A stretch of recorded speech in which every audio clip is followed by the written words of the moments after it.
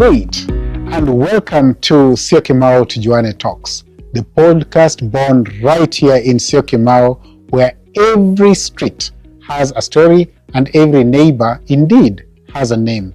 This is where we meet to remember how far we have come as neighbors, from the dusty roads back then, shared dreams that we had, to a thriving community today, which is built from friendship, faith, and fierce determination among ourselves. My name is Humphrey Odhiambo, aka HO, and today we begin where it all began, with the voices that shaped the spirit, indeed, of Syokimau. I'm privileged today to host Mama Immaculate Wanyaga, our elder and pillar of our wisdom, flanked today also by Mohammed Ismail, the current chairman of the Syokimau Residents Association. As we look back, laugh a little, and learn a lot about what it means to truly know your neighbor. First, you, Mama Round, you are actually so privileged to be among the very first to step into Syokimau and invest in Syokimau, and we took a cue from you. Could you just give us that background story, how you came to Syokimau? Thank you, Humphrey. It can be a long story, but it is history, and you cannot reduce history because it happened. I came to Syokimau because I had a brother-in-law who said, I'll show you where to invest. So he held my hand and brought to Syokimau. And what did I find? Armyworms. Armyworms, and I told him, I am not buying. Then he said, you are not buying armyworms, you are buying the soil. Yes. And I got convinced. Now, what was I buying? I was buying a land that was desolate, that had little shrubs, which we call kiunga. And which year was this, apparently? 1984. Wow. Okay. 1984. So you can see, even agreeing to come was because I had some power behind my brother-in-law. I thank him. May he rest in soul rest in peace. So from there, I bought the land. Do you want to know how much I bought? Yes, of course. 5 acres for 6,000 Kenya shillings. What? Amazing.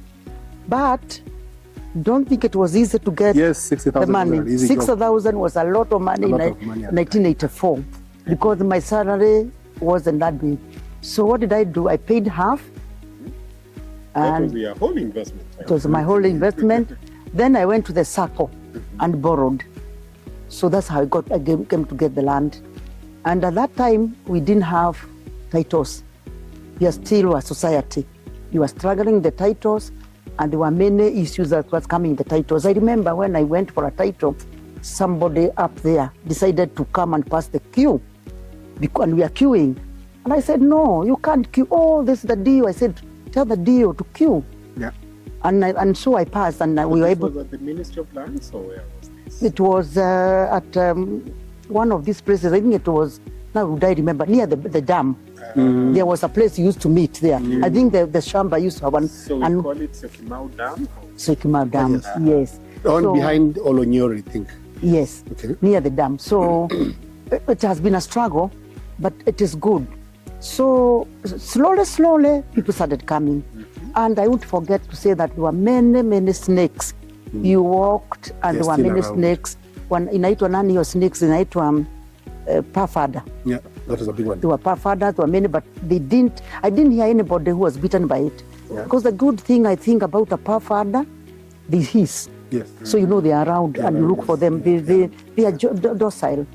Then, of course, you had wild animals, we had giraffes, we had dik-diks, we had ostriches. I mean, I don't know. At least I found those ones. It was an extension of the national park. Yes. I can imagine. Yes. So that's the land I came to, but I did not start developing until 1990. I think that's when I started building my house. And I'll never forget the amount of, you know, in Syokimau, when it rains, it pours. Yes. So we had done the foundation, and I brought the engineers. Of course, we wouldn't even come in. And we walked. Then we found the house has become a swimming pool. So we couldn't go on. But it's an experience worth living with and remembering. Were there other neighbors back then? Jambush, David Miller, Yeah. and then there was at that corner, I think it is at the end of community or Tungani, there was another family of Mwangi. Yes. Danu is the wife. Others started coming later. The late Vincent Wood. Vincent Wood found me here, and Muturi, Peter Muturi. Vincent's So son in peace. yes. Then people started coming. Yes. Amazing. That's an amazing history as we still indulge further in these Tujuane talks. Chair, Yeah. what does this great picture paint to you now that we have actually moved to have a more organized association? Yeah. And then back then there were just scattered neighbors all over. Actually, she's just counting them. One was on the far end, another one was the extreme end, and now we are bigger. I think, well, we've taken cue from people like Mama Round and Immaculate. 1984, you can try to imagine, I must have been like 5 to 6 years old, somewhere there. So that history is not mine. Me, I came on 2007 is when I bought the plot. And in 1984, you were in which class? 1980? 4. Oh no, I think I've been in elementary or nursery or somewhere there. You were in nursery when she bought Absolutely, the absolutely. land. Yes. You can imagine that That kind of difference, yeah. In fact, And now we are up- pulling together. yes, up till 2005, I wasn't sure I will have a home here. So my coming here was quite youthful. And, I wanted somewhere where I can put a home for my kids. I met an old man architect who told me when I was looking for a house. I told him I want to buy a plot.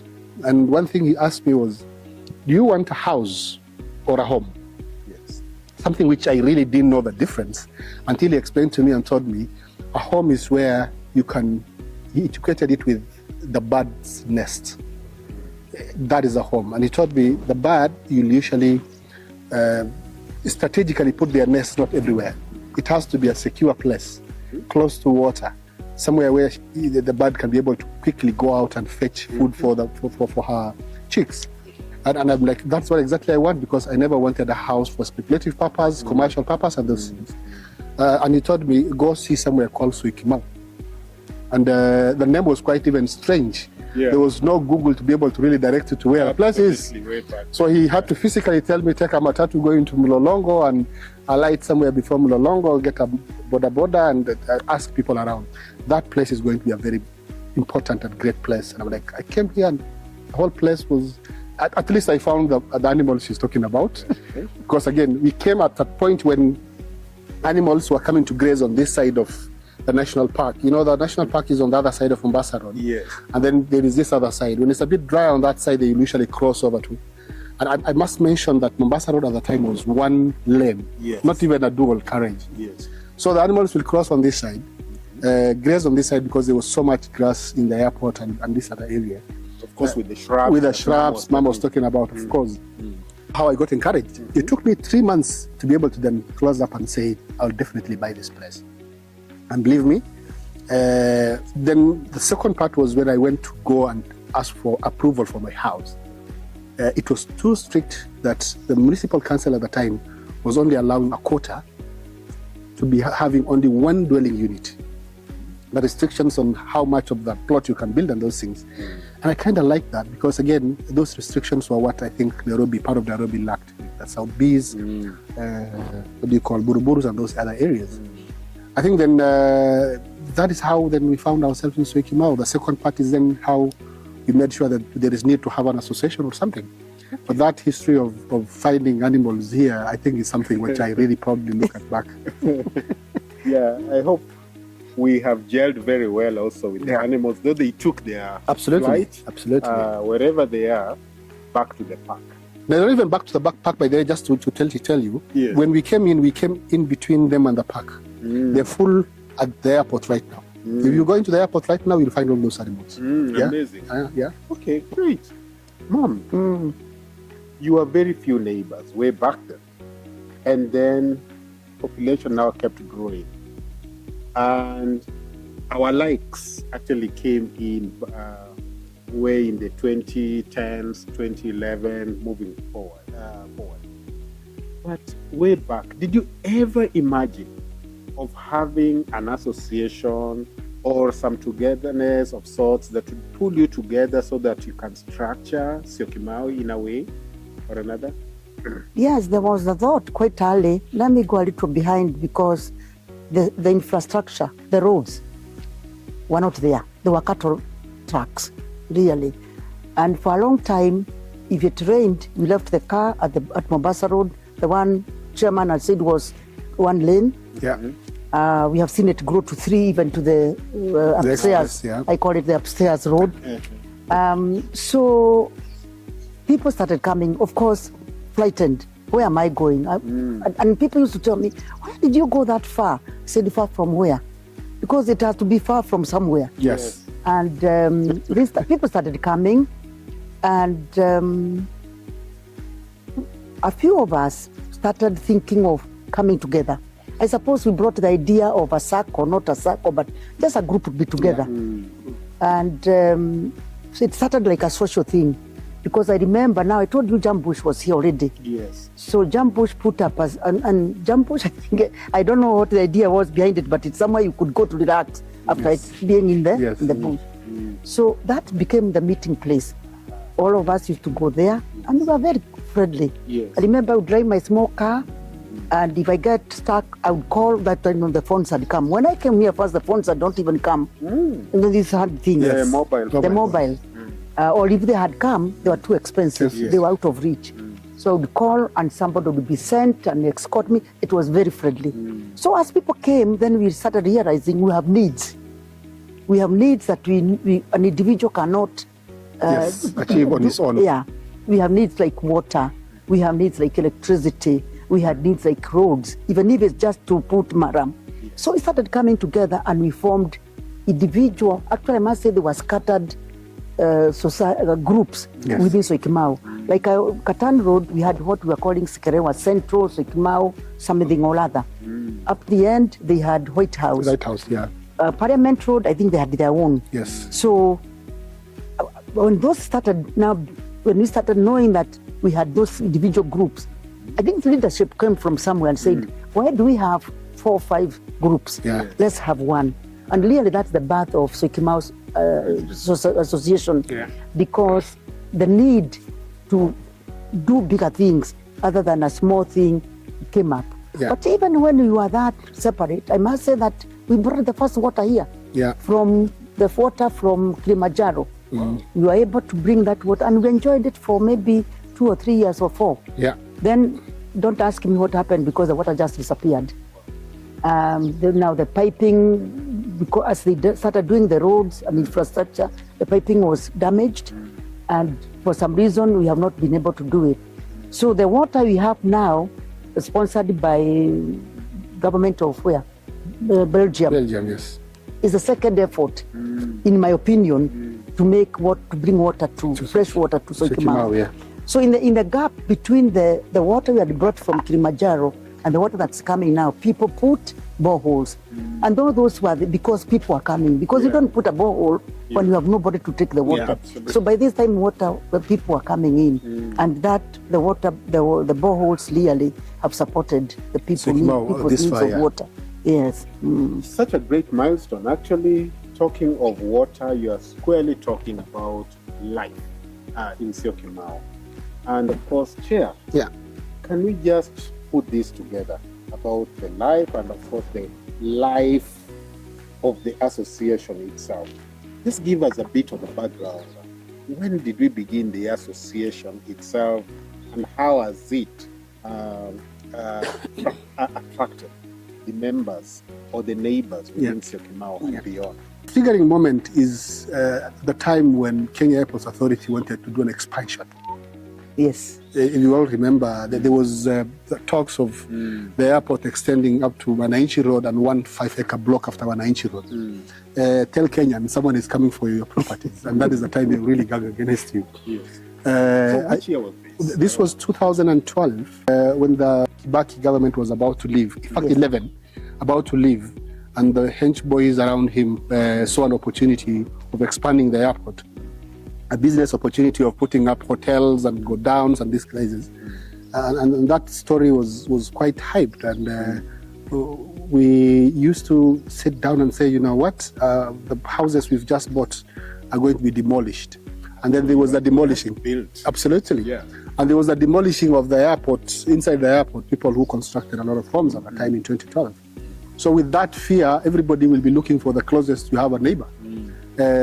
For us from Kiungani, then there was myself, Mzee Jambush, of course, the late Mwange, Major, Barak Odero, and several others who were around here. And we will, in fact, myself and Barak took notes and walked around to take, contacts of people, neighbors, so that we are able to really converge.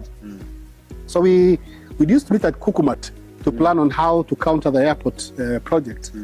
We successfully did that, and when we did and finished that, the triggering moment that I'm talking about that SRA was to be born from is the association was registered by the White House team, like my brother JT and the guys. Isaac. JT, incidentally, is the first founder chair of the Syokimau Resident Association. Thanks for bringing that up. Absolutely. They already registered, they had the paper, and they were using the association for their White House issues.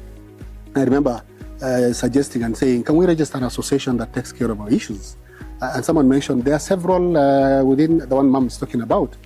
And we said, can we have one called Syokimau Resident Association? The name was quite automatic, and someone came up and said, you know what, that's already registered by the guys at the White House. And then we were like, let's find them and see how we can be able to support. I think that is how then we found JT and the team, and we gave them the energy they needed, and the association grew from White House. We've made sure it grows from White House area to the whole of Syokimau. And of course, then there is Colonel Karungo, Juliet, who are also doing Skewa at Parliament Road area. So we told them, guys, you know what? We don't have to be having silos. Yes, let's try to really strengthen. I remember meeting you for the first time when we were having a baraza at the Mwananchi Road. You called me aside, I don't really remember. I'm like, I really like this idea, not you guys. Those are the days when we were a bit now more energetic. Myself, JT, there was Grace Okelo, I'm around, of course, and a lot of these guys. Then we were like, yeah, why not? I think that's how the association was born, and some of us have never looked back. Yes, for sure. Just for the benefit of you who are actually watching these Tujuane talks, it's important to know that what Chair is raising, the founder chair was John Thiongo. He resides at along Katani Road, is one of the major roads that was actually getting into Syokimau as one of the trunk roads. Then we can get the tributaries to the other roads. I think that's a very fair historical analysis of how the association started. Chair, just to fast track us after that, what have been the major milestones now after actually suppressing the airport debacle? Absolutely. One major thing we really wanted and had to set very clearly was set objectives for the association. What is bringing us together? What do we intend to achieve? Why an association?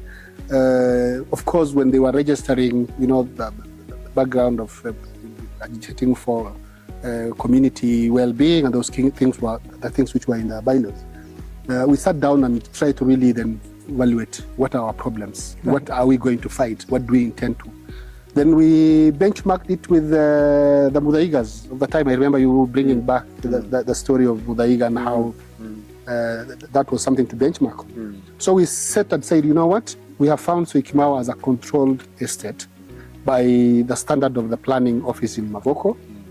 We want it like that. One major thing we said was we should never allow it to go as a slum, apartments or anyone. Absolutely, that was one of the things.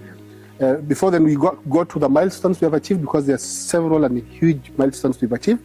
We needed to set the objectives. Those objectives then, of course, one of it was the control, the other one of security, making sure that we get roads, building a cohesive, culturally acceptable community that really feels each other. For me, that is the biggest, where you don't identify yourself as a tribe, but you identify yourself as, I belong to Syokimau, I carry an identity that is called Syokimau.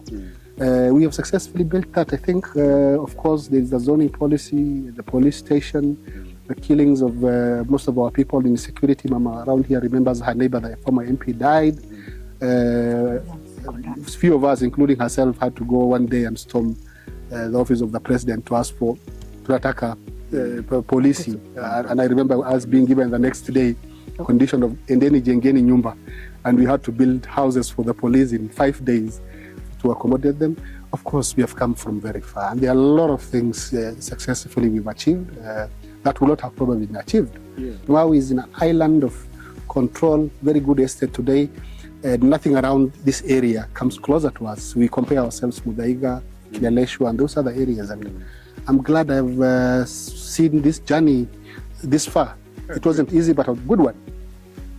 Thank you so much, Chair. Ma'am, just paint a picture of what kind of challenges you are having way back, because building this kind of machine called SRA must have sorted quite a number of issues within a community that is growing day by day. Yes. Now we are about 60% build space in the entire Syokimau, 40% is yet to go.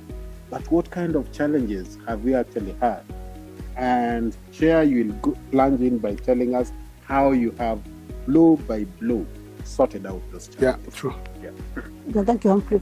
Going back to that time I came, of course, infrastructure, as I said, wasn't there. So even to see Katan Road being marramed was a big achievement. I'm not too sure it came out of the association, but the other good thing about Syokimau, we have got high-level people who don't talk publicly, Yes. but I think they work under the table somewhere, and we see things crop up like things, and you wonder where did that come from. So the tamaking of Katani was a big beginning. Phase one. Phase one, Yes. not tamaking, even the marraming. Yeah, Marabing, yeah. Because for us, as I said, when it rained, we left the car at the road and we walked. And you didn't even walk with shoes. Yeah. Even gumboots, you didn't walk with them. You removed them, your gumboots, and walked on your bare feet. My children will tell you this. Remove? Was it because of the... Just tell us. You remove because you see cotton soil Sticky, is so sticky. Yes. So if you put your gumboot there, inevitably you leave it there and you remove your leg from the boot. You are forced to remove it because it's so sticky. Yes. So we learned that when you go to Syokimau and it's raining, leave the car at the road. Even if you thought you'd use your gumboots, you will still carry them maybe to walk within the compound. Yeah. The cotton soil has that stuff with itself. So that was the beginning. And I want to give a story of when Mount Sinai started. Yes. Because they started, whatever month it was a raining month.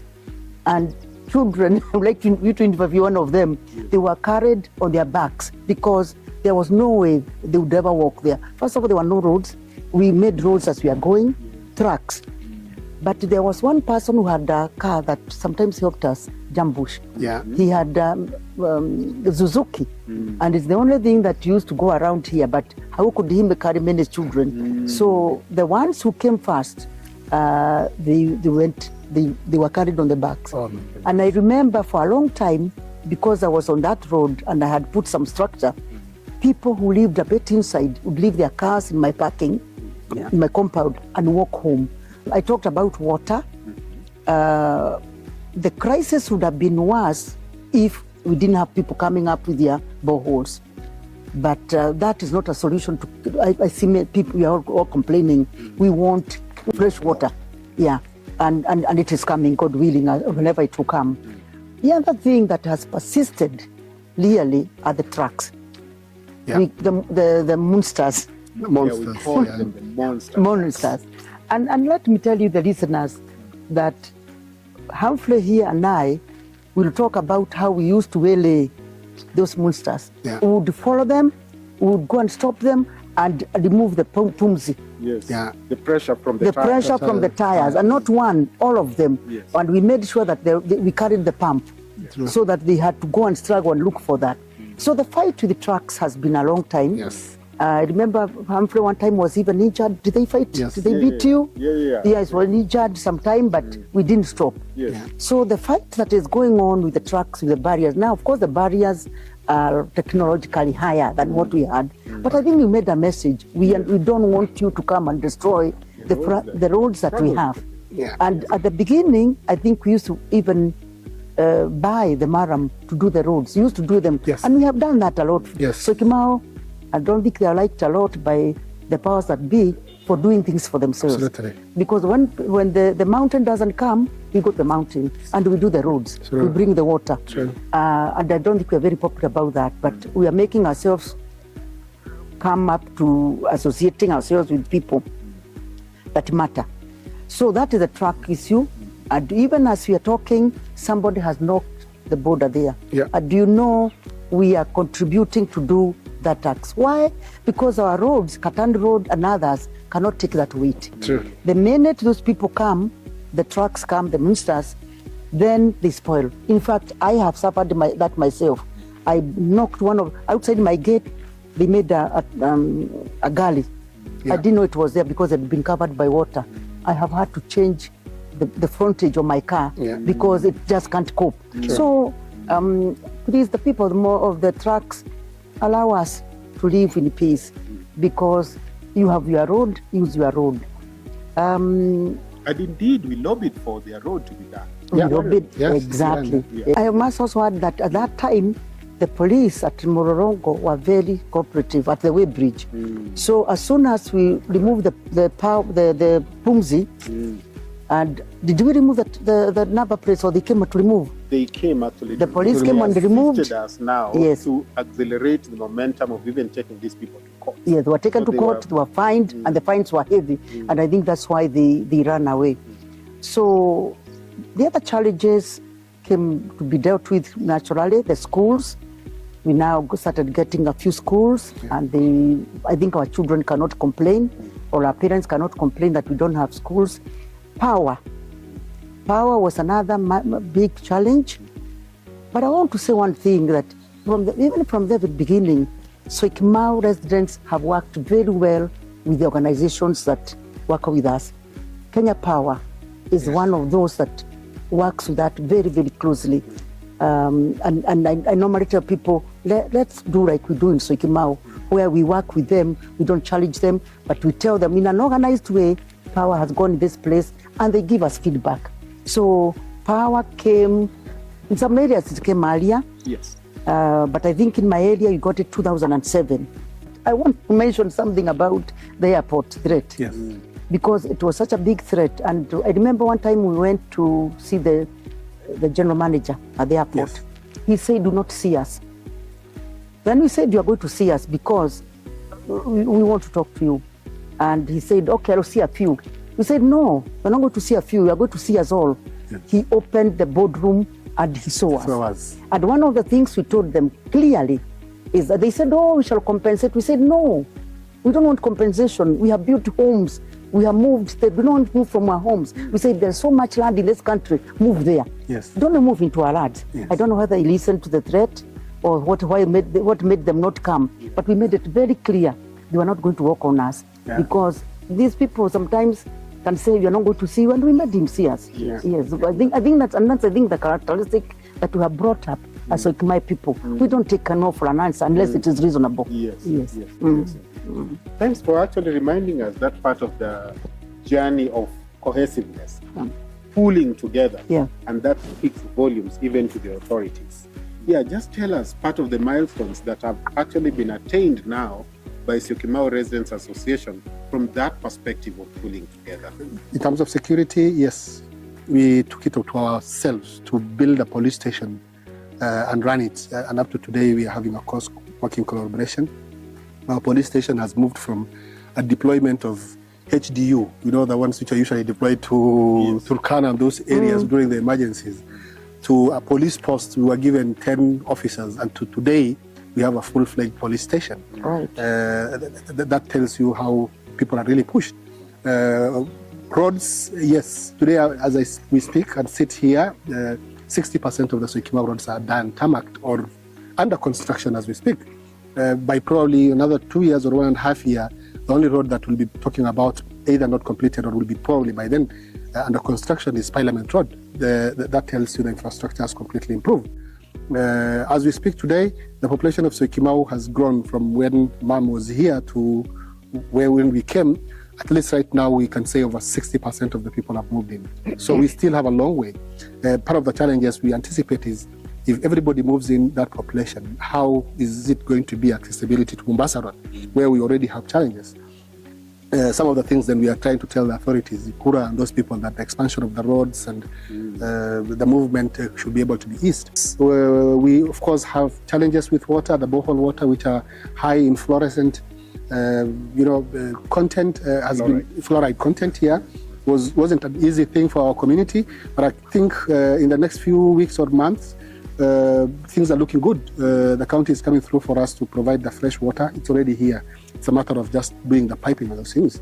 Talking about the water. Yes, Bavasco and yes, the transmission lines, the distribution lines. Absolutely, something we are really pushing and probably will achieve in one very big other thing that probably is still not achieved is there are no public spaces within Soikimau. Land has been stolen, 120 acres which were set aside by the first generation of Soikimau homeowners, plot owners, have been looted. Over the years, of course, we've been caught, NNC, we've done a lot, and we still feeling that one day, one time, we'll have a primary school in Soikimau that belongs to the public, a nursery school that belongs to the public, a market that is going to be a public space, a bigger police station than the one we have right now, a bigger hospital, of course, a secondary school, because those lands were allocated and someone is holding them. All this would not have been achieved if I had run alone, Mama Round runs alone, HO runs alone, and everybody would have been alone. We'll probably not have consolidated the strength and the information we had. What more, if there is one very big thing that I really feel quite proud about is the cohesiveness, the identity of Soikimau. Everybody knows everyone. When we get sick, the first person who comes to you is your neighbor, not your relative hundreds and kilometers away. When you lose one of your loved ones, as we have always come for each other, the first person who will come with you, travel to you to the villages and make sure that your loved one is buried is someone from Soikimau. I think, there is so much we've really achieved through this. Yeah. So those soft tissues that have actually brought us together, and we now need to sustain them. We now have what we are calling Tujuane. Absolutely. Tujuane engagements within the courts, yes, within the roads. Sure. And now we need even the bigger community Absolutely. to converge together after a series of them. Would you just tell us about that? Absolutely. You know, the Tujuane thing, first, I have to give credit to you for coiling,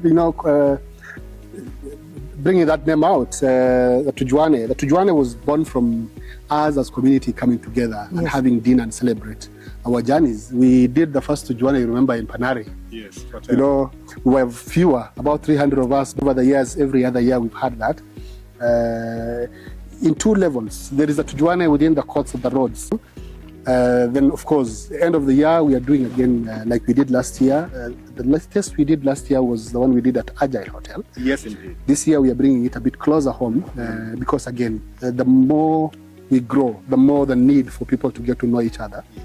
So what we are trying to encourage as a community is, can we have a physical meet where we can be able to enjoy a cup of tea, dinner together, dance, and get to know more about each other? Then it goes beyond that. The association usually plans in a way that you take whatever kind of job you do, your profile, to the Tujuane, so that you're able to tell people, this is my job, this is what I do. Yes. We encourage buy Soikimau, build Soikimau. If you want an architect, get it from your neighborhood. If you want an engineer who will have to design your house, get it from your neighborhood. If you want a teacher, or get it from your neighborhood. Do you want a doctor for your children or any specialization? You'll find it in Soikimau. So we have built clusters of professionals where, when we are doing Tujuane, we are usually telling people, come with your business card and talk to your neighbors and tell them, you know what, this is what I usually do. And believe me, and if you walk around with a mic in Soikimau, people will tell you, yes, much of my clients are people who have been referred to me by my neighbors, and something that I am quite proud about. Mom, I believe you have something to say about the Tujuane, and especially the forthcoming one at the end of this year. Wow, first of all, I'm looking forward. Yeah. So I'd like to ask the Soikimau residents, yes, please support this. Yes. Come enjoy a plate full of food, yes, at your cost, of course. Yeah. But know your neighbor. Yes. Support the association. and it is a good outing. Yes. So don't miss it. So I'm looking forward. Maybe a parting shot from you, Chair. What do you Yes. have to say? Achieving more together has been our tagline. And I have seen what it really means. Beyond the words, we have achieved a lot because we were together as a community. Ma'am? I love Syokimau, and in my mind, it is my home. I know you have this habit of saying, oh, my home is in Nyeri, and it is. I'm not denying that I'm from there. But when did I leave Nyeri? A long time ago. Because effectively from the day I went from one, in those years, I don't want to shock you knowing when, I go to visit. Yes. But I live here. And this is where I feel is my home. And I think I made effort to make friends and associates to make me feel at home.